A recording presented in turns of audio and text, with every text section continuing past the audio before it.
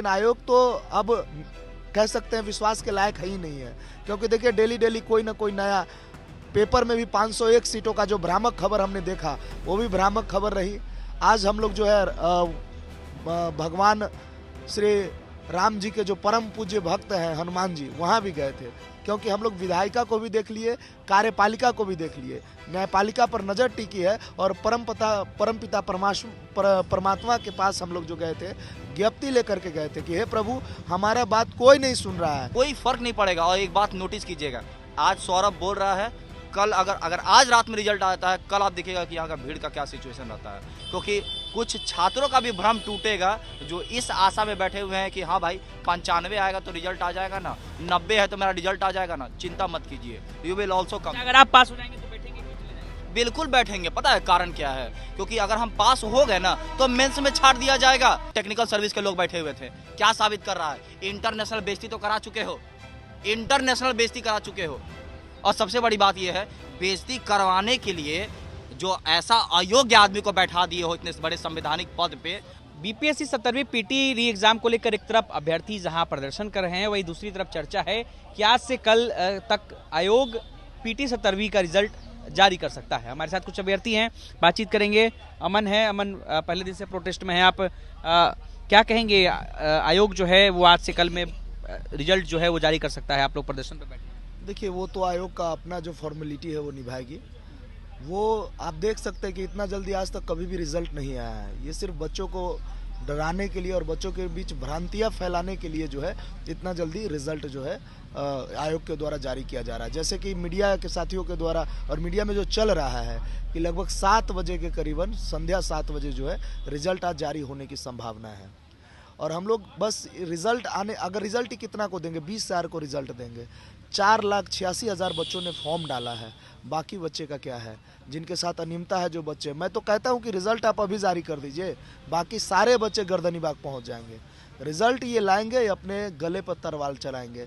मैं तो कहता हूं इन्हें कि अब जब न्यायालय हम पहुंचे तो न्यायालय के फैसलों का सम्मान कीजिए और 31 तारीख तक रुक जाइए। फैसले आने के बाद आप रिजल्ट जारी कीजिए या ना कीजिए, वो न्यायालय पे छोड़ दीजिए। लेकिन ये न्यायालय के बाद भी ये लोग नहीं मान रहे हैं और रिजल्ट आप लोग चाहते हैं कि 31 तारीख तक जो है उसको रोकिए? जी बिल्कुल, 31 तारीख तक रुके और हाई कोर्ट का माननीय न्यायालय का चंदेल साहब का जो फैसला आता है उसके बाद रिजल्ट जारी करे। पारदर्शिता रहेगी, उसके बाद बच्चों में एक विश्वास पैदा होगा न्यायालय के प्रति भी और आयोग के प्रति भी। लेकिन आयोग तो अब कह सकते हैं विश्वास के लायक है ही नहीं है। क्योंकि देखिए डेली डेली कोई ना कोई नया, पेपर में भी 501 सीटों का जो भ्रामक खबर हमने देखा वो भी भ्रामक खबर रही। आज हम लोग जो है भगवान श्री राम जी के जो परम पूज्य भक्त हैं हनुमान जी, वहाँ भी गए थे।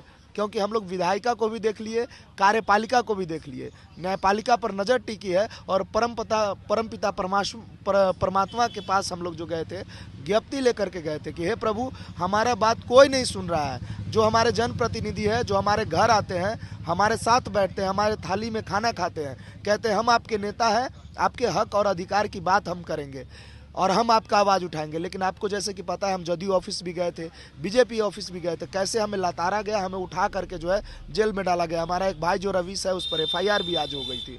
कल रात भर बैठा के रखा गया, आज हमें उनको हम लोगों ने निकाल के लाया। तो इस तरह के जो है हमारे जनप्रतिनिधि हमारे साथ कर रहे हैं।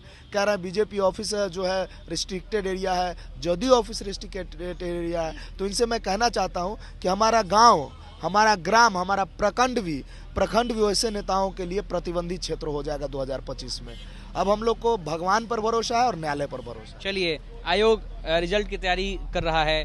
आयोग की तरफ से पहले भी बयान आया था कि जनवरी के जो है 20-25 जनवरी के बीच में रिजल्ट जारी किया जा सकता है। क्या कहेंगे आप लोग? We don't bother about this types of things, ठीक है। ऐसा इनकॉम्पिटेंट चेयरमैन, सबसे बड़ी बात, आयोग पे कभी भी उंगली कोई छात्र नहीं उठाया है। लेकिन आयोग के ऊपर जो पीठासीन व्यक्ति है ना, उसके ऊपर तो डायरेक्ट हम लोग ब्लेम कर रहे हैं, ठीक है।